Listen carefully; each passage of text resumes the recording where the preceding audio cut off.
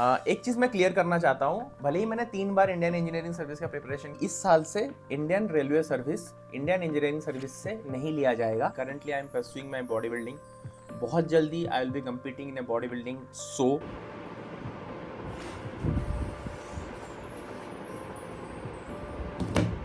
Hello guys, in this video I will be covering, अगर आपके पास आप करंटली एक जॉब में हो तो कैसे आप उस जॉब को छोड़ के नेक्स्ट जॉब के लिए प्रिपेयर कर सकते हो, पॉसिबली एक गवर्नमेंट जॉब पे। अगर आपका ड्रीम जॉब है तो कैसे आप एक गवर्नमेंट जॉब के लिए प्रिपेयर कर सकते हो अगर आप एक एग्जिस्टिंग प्राइवेट जॉब पे हो तो, because exactly this scenario I have faced. आपको मैं बता दूं कि मैं 3 बार इंडियन इंजीनियरिंग सर्विस का प्रिपरेशन कर चुका हूँ। सारे पॉइंट्स मैंने एक एक करके यहाँ पे लिख रखे हैं कि क्या क्या कवर करना है इस टॉपिक में। इंजीनियरिंग सर्विस प्रिपरेशन करने से पहले मैं LNT Larsen and Toubro construction करके, जो है इंडिया का लार्जेस्ट कंस्ट्रक्शन कंपनी, वहाँ पे was working as a senior electrical engineer. Campus placement हुआ था मेरा गवर्नमेंट कॉलेज था तो वहाँ पे आया था कैंपस, तो वहाँ से डायरेक्ट सिलेक्शन हो गया था मेरा कैंपस में और आई जॉइंड LNT। वहाँ पे 3 साल जॉब किया, but my dream job was Indian engineering service, so I left the job, prepare for Indian engineering service. एक चीज़ मैं क्लियर करना चाहता हूँ, भले ही मैंने 3 बार इंडियन इंजीनियरिंग सर्विस का प्रिपरेशन किया हो, मैंने क्रैक नहीं किया है, फाइनल इंटरव्यू मैंने क्लियर नहीं किया है, but due to that preparation I cracked 3 other jobs. One was Maharatna Company Coal India Limited, it's a public sector company. Second is Odisha Public Service Commission, again Jharkhand public service commission, वो भी मैंने clear किया हुआ है। और उसके बाद numerous exams हैं जिनका इंटरव्यू मैं दिया नहीं है बिकॉज उनसे पहले मेरा ये जॉब हो गया। Currently I am working as an assistant executive engineer in Odisha public service commission. भले ही मुझे कोल इंडिया में सैलरी ज़्यादा मिल रहा था इस जॉब से, but I chose this job because ये पास पड़ रहा था मेरे घर से, तो मेरे स्टेट में रह रहा था मैं। अब जो लोग प्रिपेयर करते हैं ना इस टाइप के जॉब के लिए, उनके मन में एक सवाल आ रहा होगा कि मैंने गेट के लिए प्रिपेयर किया था नहीं किया था। बाय द वे, ये मेरा होम जिम का सेटअप है। Currently I am a fitness enthusiast. GATE के लिए मैंने कभी भी सीरियसली प्रिपेयर नहीं किया है बिकॉज जब मैंने जॉब छोड़ा आई वॉज लाइक 26 ईयर्स का मैं हो चुका था। तो 26 में मैक्स लोगों को पता होगा, पब्लिक सेक्टर्स जो होते हैं वो जॉब उनका मैक्स गेट के थ्रू 25-26 तक ही रहता है। 26 के ऊपर हार्डली 1 या 2 PSUs हैं जो 28 या 30 तक एक्सेप्ट करते हैं। सर्विस का पैटर्न गेट से बहुत अलग था। गेट एक बार ही एग्जाम होता है, इंडियन इंजीनियरिंग सर्विस में 3 बार देना पड़ता है, prelims, mains and interview. Mains आपका थ्योरेटिकल लिखना पड़ता है, इंटरव्यू होता है। प्रीलिम्स आपका क्वेश्चंस ऑब्जेक्टिव टाइप के आते हैं, लेकिन उनके लेवल गेट के थोड़े से नीचे रहते हैं, बट क्वेश्चंस ज़्यादा रहते हैं, टाइम कम रहता है। गेट में क्वेश्चंस थोड़े डिफिकल्ट होते हैं, नंबर ऑफ क्वेश्चंस कम आते हैं, पैटर्न थोड़ा अलग हो रहा था। मैंने सोचा अगर टारगेट इंडियन इंजीनियरिंग सर्विस ही है गेट के लिए, मैंने कभी सीरियसली प्रिपेयर नहीं किया। हाँ, गेट मैंने हर साल दिया, लेकिन बहुत अच्छा डबल डिजिट टाइप का रैंक मेरा कभी नहीं आया था। आपको एग्जैक्टली ये सब चीज़ें करनी है जो मैं आपको बता रहा हूँ। जैसा मेरा हुआ है आपके साथ भी ऐसा हो रहा है, या फिर आप आगे ऐसा करने का सोच रहा हो, this video will be a real guidance for you. Step by step मैं आपको बताऊंगा, स्टेप 1, स्टेप 2, स्टेप 3, कौन कौन से स्टेप फॉलो करने हैं, तब आप अपना ड्रीम अचीव कर पाओगे। एटलीस्ट पहुंच जाओगे आसपास। करोगे नहीं करोगे वो तो कोई नहीं बोल सकता। फर्स्ट पॉइंट याद रखना, पहले ना अगर आप जॉब छोड़ रहे हो ना, तो उससे पहले ना अच्छे से प्रिपेयर कर लो, अच्छे से पैसे वैसे रख लो कि एटलीस्ट 2-3 साल तक तो चल ही जाओ। 2 साल तक तो एटलीस्ट रख लेना। इंजीनियरिंग सर्विस पता नहीं 3 साल भी लग जाता है कभी कभी किसी का। तो 2 या 3 साल तक जितना पैसा खर्च होने वाला है ना, सबका एक रफ एस्टिमेट माइंड में करना।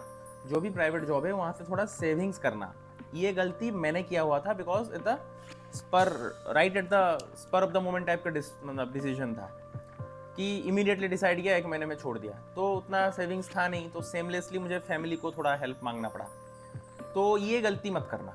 पहला तो फर्स्ट चीज़ ये है। ऑप्शन 1, अगर आप ये जो बोला मैंने, अगर आपका फैमिली आपको सपोर्ट कर सकता है और आपके पास उतना टाइम नहीं है कि हाँ अभी सोच रहा हूँ कि अभी 1.5 साल लगेगा फिर सेविंग्स करने में, तो यार इमीडिएट छोड़ूंगा, हाँ फैमिली आपका थोड़ा ठीक ठाक है, तो ये रिस्क आप ले सकते हो। सेकंड पॉइंट जो आता है, डिसाइड करो कि कौन से एग्जाम के लिए क्या प्रिपेयर कर रहे हो। ठीक है, लोग गलती ये करते हैं, गवर्नमेंट जॉब के लिए प्रिपेयर करेंगे।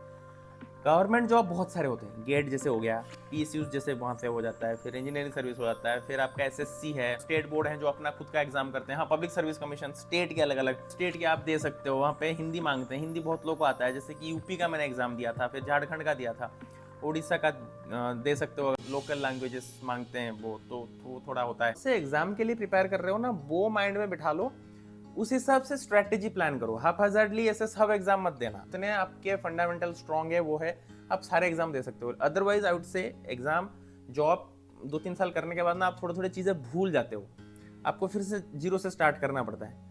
तो उस टाइम पे दिक्कत क्या होता है ना, आपको एक या दो चीज पे फोकस करना है, सारे एग्जाम्स पे फोकस नहीं करना है, ये गलती नहीं करना। तो जो एग्जाम जैसे कि मेरा था आईएएस, इंडियन इंजीनियरिंग सर्विस के लिए फोकस कर रहे हो, तो उसी एग्जाम का जो कोचिंग मतलब जो जहां जैसे क्या करना है पूरा उसको अच्छे से स्टडी कर लेना, उस पर फोकस्ड रहना 1-2 साल। हार्ड वर्क आपको करना है, बट उसके साथ ना आपको फिजिकल एक्टिविटी पे थोड़ा बहुत ध्यान देना है। बिकॉज अब देखो, आप जॉब नहीं कर रहे हो, प्रिपरेशन कर रहे हो, ठीक है, जॉब छोड़ दिया, आप प्रिपरेशन कर रहे हो।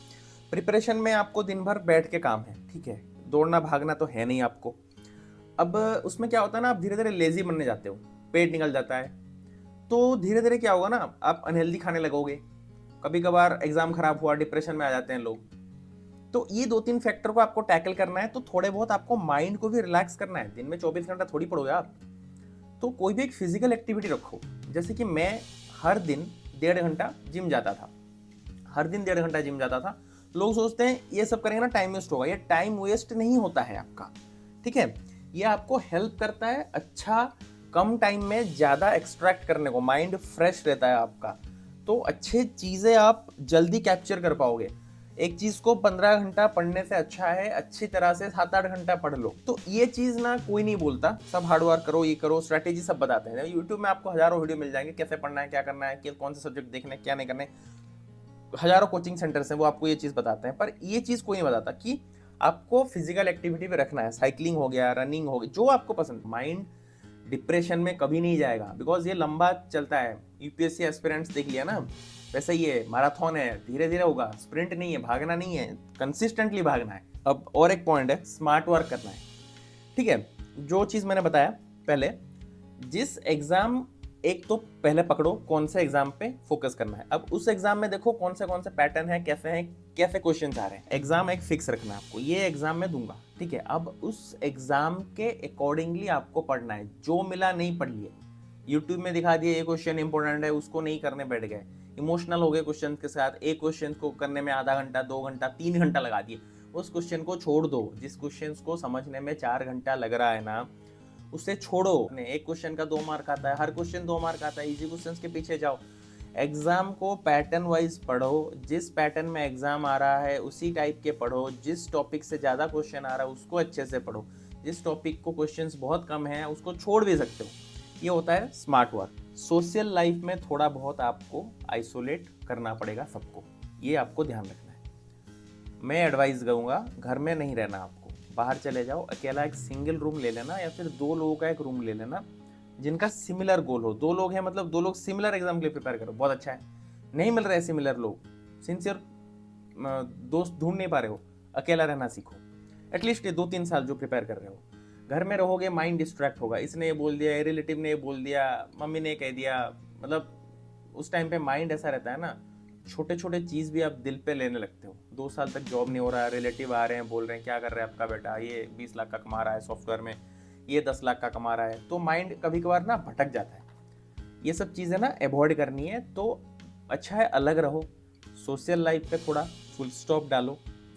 गर्लफ्रेंड है, पॉज रखो, पॉज नहीं हो पा रहा है तो छोड़ दो, आगे और मिलेंगे, कैरियर पहले आता है। तो इस सब चीजों पे आपको थोड़ा बहुत सीरियस रहना पड़ेगा। अब लास्ट चीज क्या पता है, जो लोगों का बिल्कुल नहीं होता है और मेरा बहुत है, पेशेंस रखना है आपको। चीजें जल्दी जल्दी नहीं होने वाले हैं, इसमें टाइम लगेगा, डट के रहना है। 1 साल नहीं हुआ, 2 साल नहीं हुआ, 3 साल तक भी जाए तब भी आपको पेशेंस पकड़ के रखना है।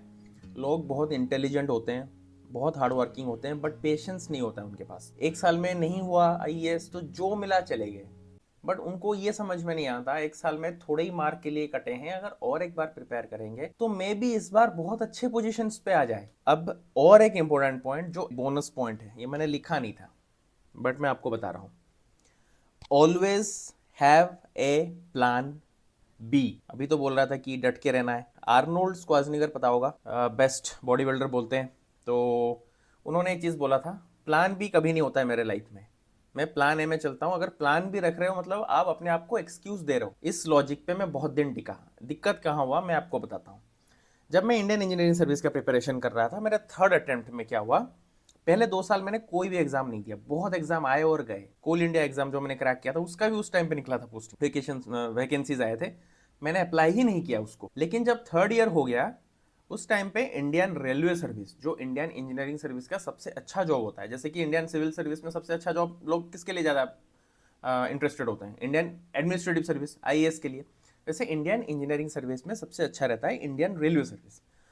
रेलवे सर्विस को अचानक से गवर्नमेंट ने हटा दिया। अचानक से प्रीलिम्स के बाद ये नोटिस आ रहा है गवर्नमेंट का कि इस साल से Indian railway service Indian engineering service से नहीं लिया जाएगा। कहां से लिया जाएगा, it will be further notified. मेरा ड्रीम जॉब था ही इंडियन रेलवे सर्विस, अभी वो ही नहीं हट गया, वहां पे फट गया। तो मैं पूरा डिप्रेस्ड हो गया। तब मुझे समझ में आया कि प्लान बी रखना चाहिए था। गवर्नमेंट पॉलिसीज हटा अचानक से चेंज हो जाते हैं। प्री नोटिफिकेशन इन लोगों का इतना कुछ नहीं रहता, इतना सिस्टमेटिक नहीं रहते चीजें। कोर्ट ने किसने केस कर दिया वो स्टे हो जाएगा। तो ऐसे बहुत बार होगा। तो आपको ना एटलीस्ट 2 या 3 चीज माइंड पे रखना है, ये नहीं तो ये नहीं तो ये। लकीली उस टाइम पे मेरा ओपीएससी आ गया, Orissa public service commission and Jharkhand public service commission. अगर नहीं होता तो क्या करता। तो always have a plan B with you. Hope जितने सारे स्टेप्स बताए आपको हेल्प करेगा, आपके फ्यूचर में हेल्प करे। Do let me no in the comments. Currently अभी मैं असिस्टेंट एग्जीक्यूटिव इंजीनियर हूँ और मेरा पैशन था पहले भी बॉडी बिल्डिंग, अभी भी body building. Currently I am pursuing my body building. बहुत जल्दी I will be competing in a body building, so do let me know if you want to know about it and thank you. Bye bye.